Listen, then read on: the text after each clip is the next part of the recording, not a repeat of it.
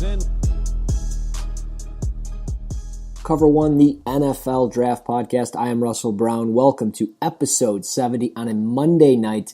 I had coffee about an hour ago, so I am completely wired for today's show, but I'm really excited for it. Mondays, Fridays, it's a new thing. We're bringing it to you, and I'm really excited for it. So today's show is going to be some quick hits across the NFL, some wide receiver storylines, which we'll get into. But I also want to focus on college football because we've got 10 days or so until the NFL gets going.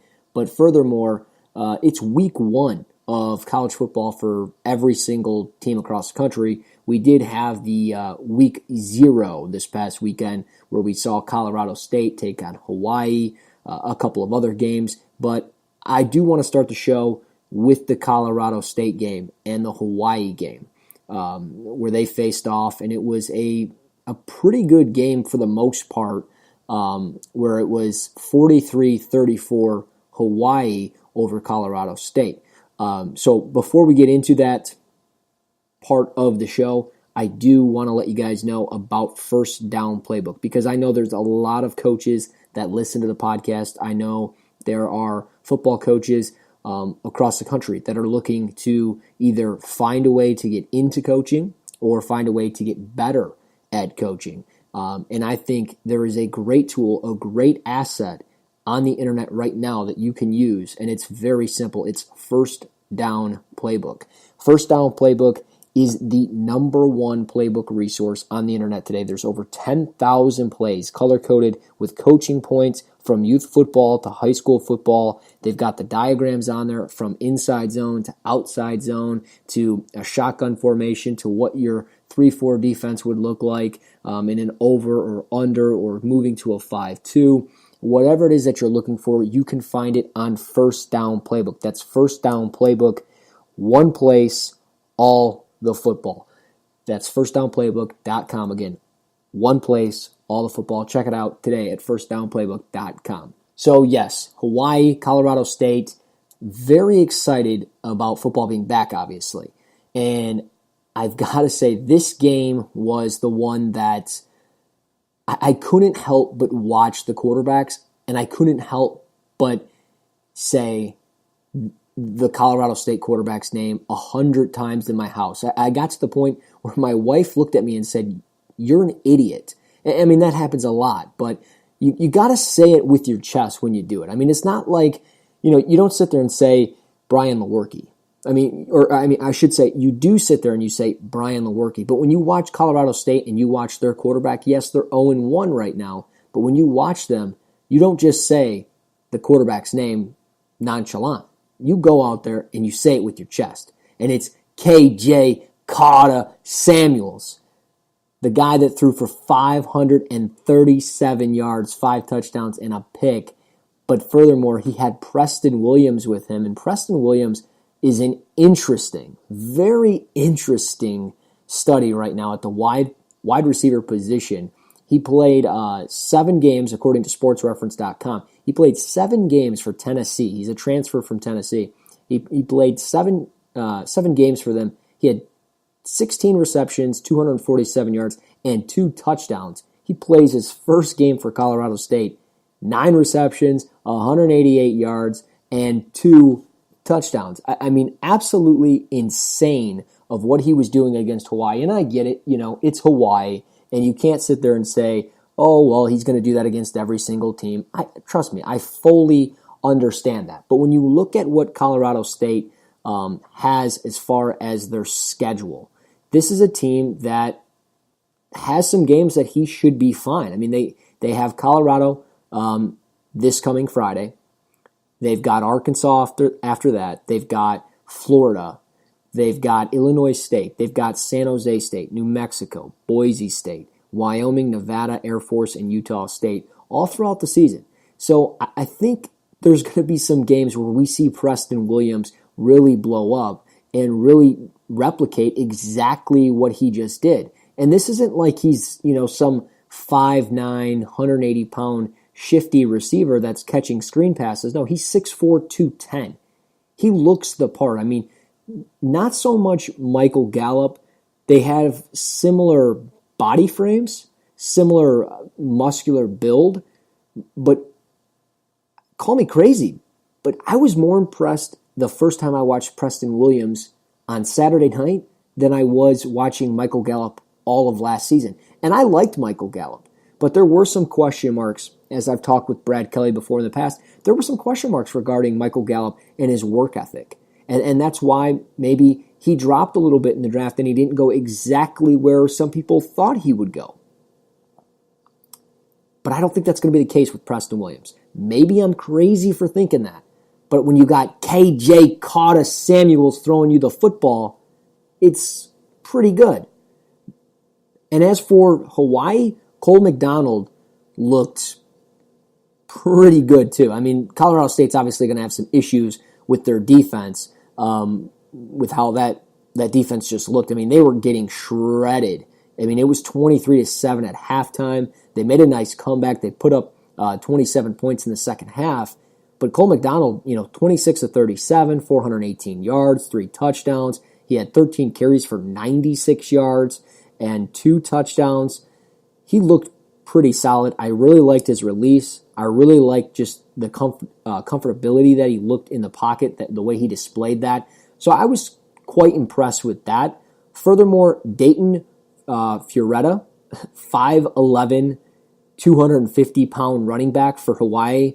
What a beast this guy is. I mean, this guy's probably a future like Philadelphia Eagle or something like that, but just a beast. 7 carries for 35 yards. He had 2 receptions for 22 yards. He was trucking guys left and right. He was a lot of fun to watch. Meanwhile, they had Cedric Byrd go out for 11 receptions, 181 yards, and a touchdown. So he's certainly a name to pay attention to coming out of Hawaii. But football's officially underway. I'm so excited for it, and I'm really excited to jump into some of the topics here. If you haven't had a chance to watch the Hawaii-Colorado State game and you're looking for something to get you going to start the season, I would definitely watch it. Again, Cole McDonald, Preston Williams, and my boy KJ Carter Samuels.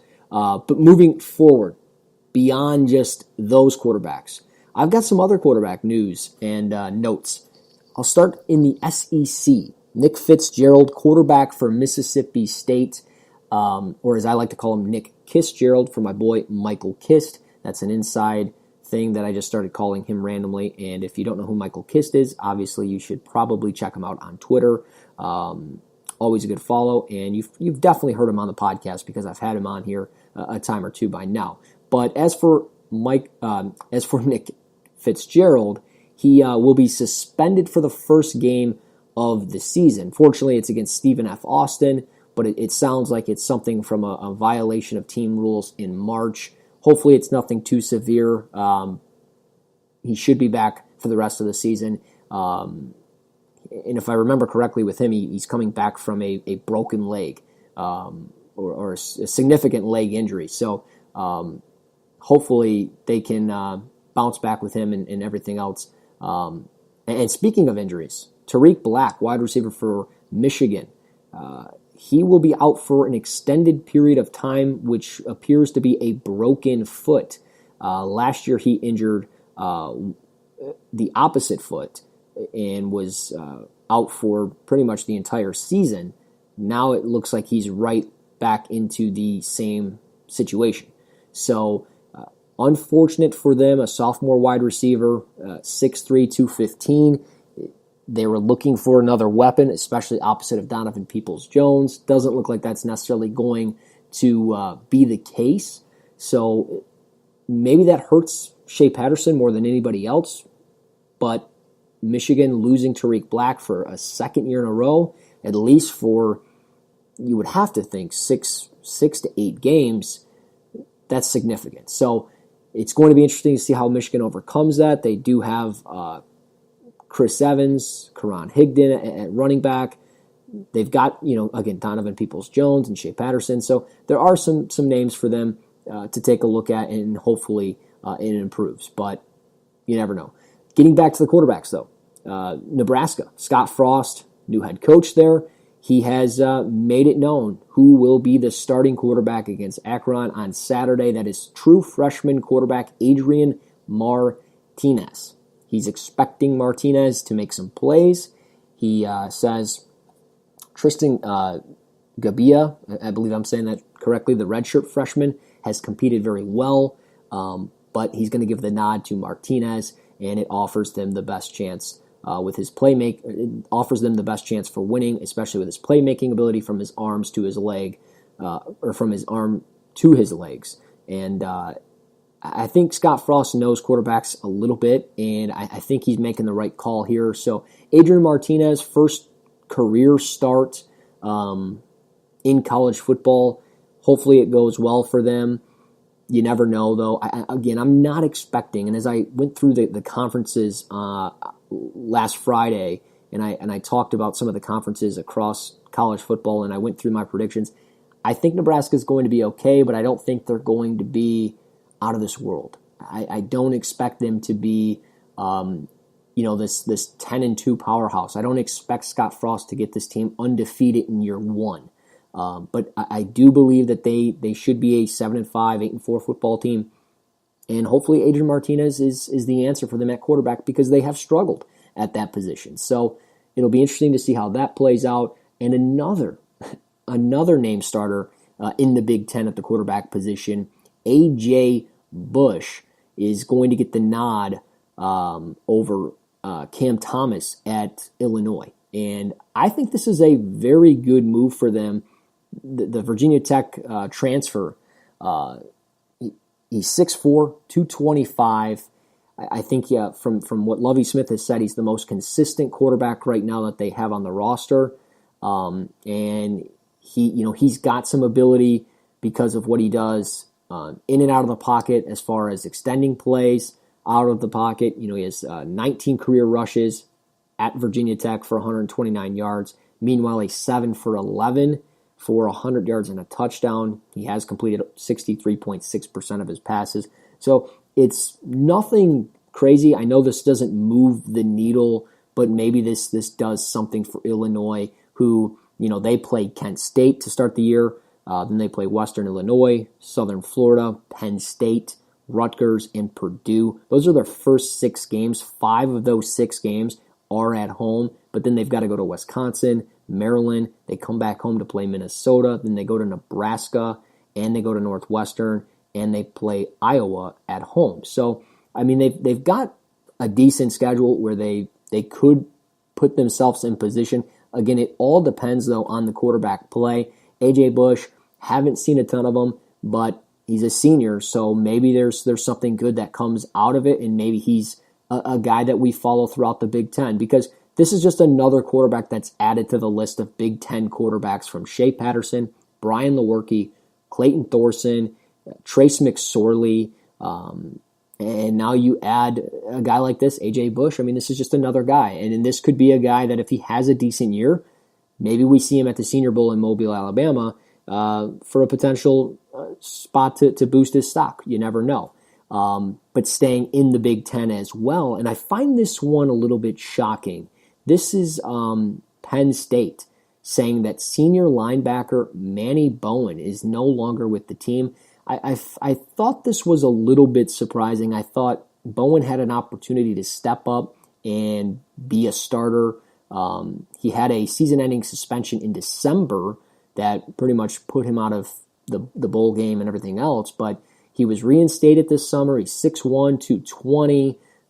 He had 51 tackles, 3 of them for loss in the 9 games that he played for Penn State last year, but he's no longer on the team. So I find that shocking, and this is a team that I thought, even though they lost some players defensively, more so in their secondary, from Troy Apke, Marcus Allen, Christian Campbell, having a linebacker like this would have been huge for them, and they lose him. So maybe they've been just dealing without him the entire time, and there's a lot more to this than meets the eye.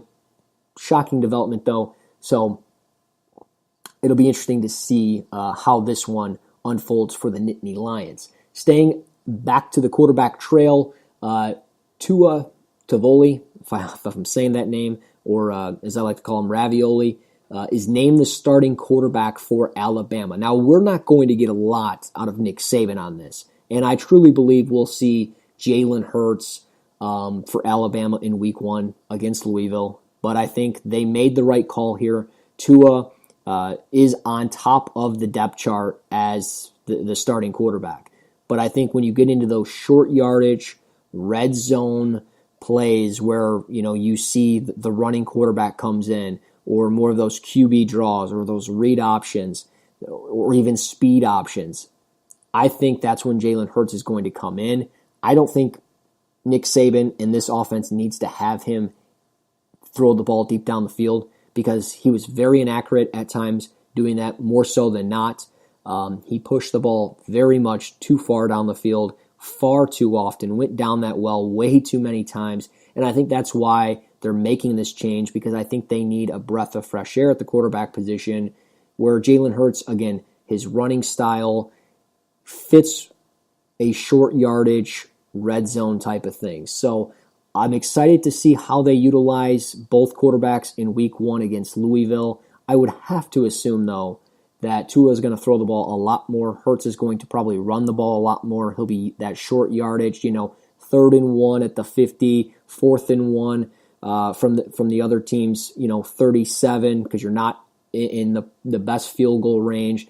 So again, it's going to be a lot of fun. And Friday I will do more so of a predictions type of show, and I'll bring up some prospects that I'll be looking forward to on the weekend. Definitely looking forward to watching Jonah Williams, the left tackle for Alabama, of course, and all of the great defensive players that they always have, from Davis to, all the way down the line. So I'm just really looking forward to Alabama and the prospects that they always generate. They're generating 10, 11 players every single year, and I believe over the last 2 years they've had 22 or 23 players drafted, if I remember correctly. So obviously that leads all of college football, but again, very talented football team as always. I expect them to win the SEC, and if they lose games, it could be because of this quarterback situation, but I think Nick Saban and this team is making the right call.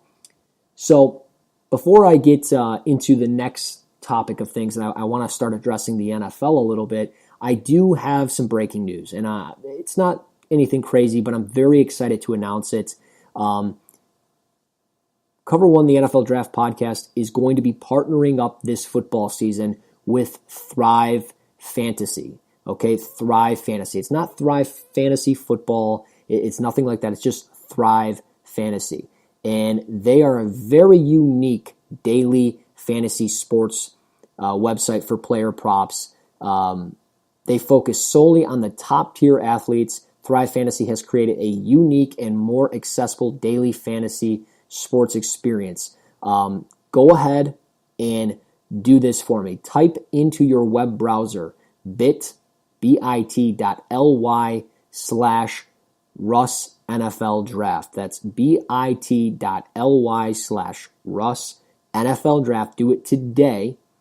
Make a $10 deposit. They'll match you that $10, and you can start using the website today. You can do it on your MacBook Pro. You can do it on your whatever laptop you have or desktop computer that you have. Also, you can download it on the App Store or get it on Google Play. So it's very simple. Just go look for Thrive Fantasy in your App Store, and you get an instant bonus on your first deposit up to $10. They'll match you up to $10. But the best way to do it is by putting in Russ NFL Draft in there to get that promo code. So it's very simple, guys. Type in bit.ly/Russ NFL Draft. Make sure you spell it just like my Twitter handle with the uppercase R, uppercase N, NFL, and then draft, uppercase D. It's Russ NFL Draft. It's very, very simple. And I will, of course, be posting links to this all throughout the football season and attached to this podcast of episode 70. So check it out today with Thrive Fantasy and start getting better with your daily fantasy sports experience. Getting better. The New York Giants, they got better, I think, today. Why? Well, yes, they traded away Brett Jones for a 2019 7th-round pick, to the Minnesota Vikings, but they also re-signed OBJ. Odell Beckham got a 5-year, $95 million deal. 65 of that is guaranteed. This was only a matter of time. I would have been shocked if they let him walk away. I would have been shocked if they would have traded him or anything along those lines. But they bring him in for another 5 years. I think if he can stay healthy, again, he can be one of the top receivers in the league, competing, of course, with Antonio Brown, Julio Jones, A.J. Green. But I think OBJ is always going to be a top 5 receiver as long as he's healthy. So I think this is a great deal for the Giants. I think it's a great deal for Eli Manning, who I don't think is going to have like a comeback, if you will. But I think he could still be somewhat okay for the Giants. And I think the Giants might actually be a decent team this year. Call me crazy, but I think that they might be okay. OBJ, though, definitely a big piece of the puzzle. The fact that you get him back, this is a great deal for them. Again, he's the highest paid wide receiver. It's a lot of money. Don't get me wrong. They have a lot of money now invested in him. They have a lot of money invested into their defense. They've got some younger guys, Saquon Barkley, Evan Ingram, Sterling Shepard, that they're probably going to have to focus on paying. They did pay Nate Solder, their left tackle. I would have to think this is probably it for Eric Flowers, staying with that team unless he takes a cheap deal to remain the team's terrible right tackle. But again, OBJ is a great player. Everybody knows that. He's a bit of a hothead, needs to fix some of the off-the-field stuff as always. I think he can do that. This is a great deal for him, though, and this is maybe something that he needs. This is something that will say, okay, I'm here for the long term now. Let's go out and win a championship. Let's go out and do something. Eagles fans, you're not going to like that. But if OBJ's on this team, if they can just do some of the things that they used to do as a team and play, defensive, sound football, and the quarterback position's doing okay, and the offensive line is protecting Eli enough to get the ball to OBJ and some of these other weapons, and now you have a player like Barkley, this is a team that could make a surprising push for a title. It might shock you hearing that from me or anybody else, but it is the truth. So, again, I love this deal for OBJ, one of my favorite players in the league, regardless of how he acts and some of the things that he does, but he is a really good player. As for another receiver, Eric Decker retired over the weekend, putting kind of the New England roster as far as receivers go a bit in limbo. And I think it's a lot having to do with the fact that you just don't know what this team is at the receiver position other than Julian Edelman and Chris Hogan. You have Cordero Patterson, you have Philip Dorsett, but if Dorsett or Patterson go down, or if they're just not consistently good enough, I mean, they have Tom Brady, right? They still have Gronk, they still have James White, they have Rex Burkhead, they have Sonny Michel. They've got some names, Jeremy Hill as well. So they've got some players across the board, but where does this really leave their wide receiver group? Is it going to be Edelman, Dorsett, Hogan, and Patterson, and you're just going to run with 3 receiver sets the entire first 4 games of the year, and then Edelman comes back and then you make some adjustments? Or are you going to actually keep a player like Braxton Berrios? I've talked about it quite a few times.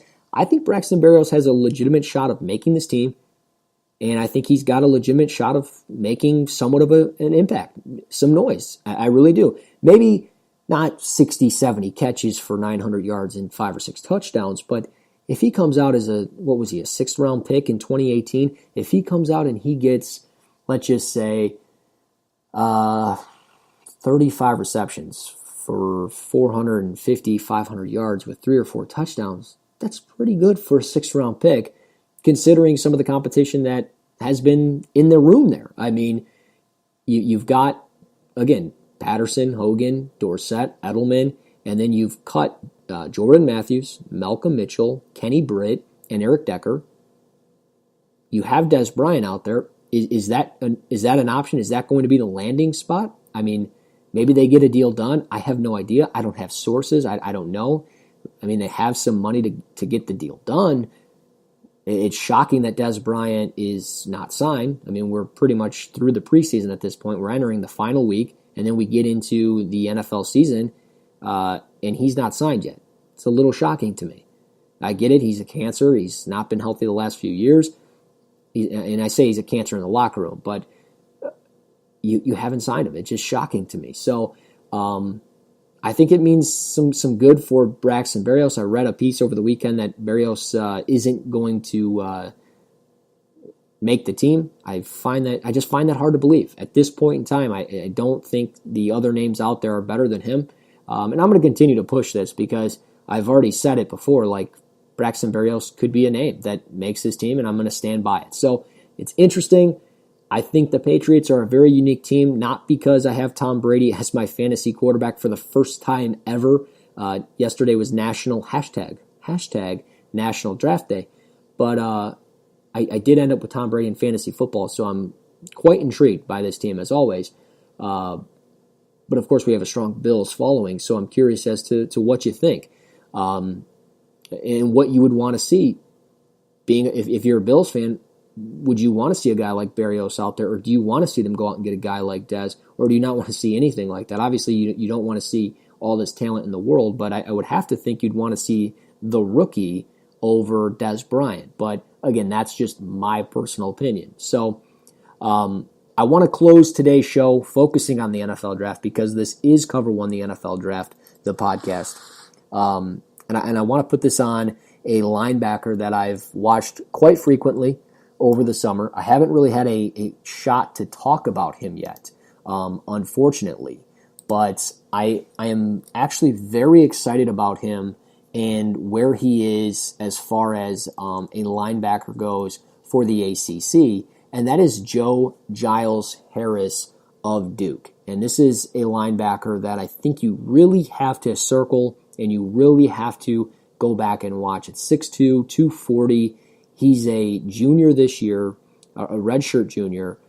He had 125 tackles last year. He had 107 tackles the year before. Last year he really took a step forward, I think. 16 tackles for loss, 3.5 sacks, a pick, 4 pass deflections.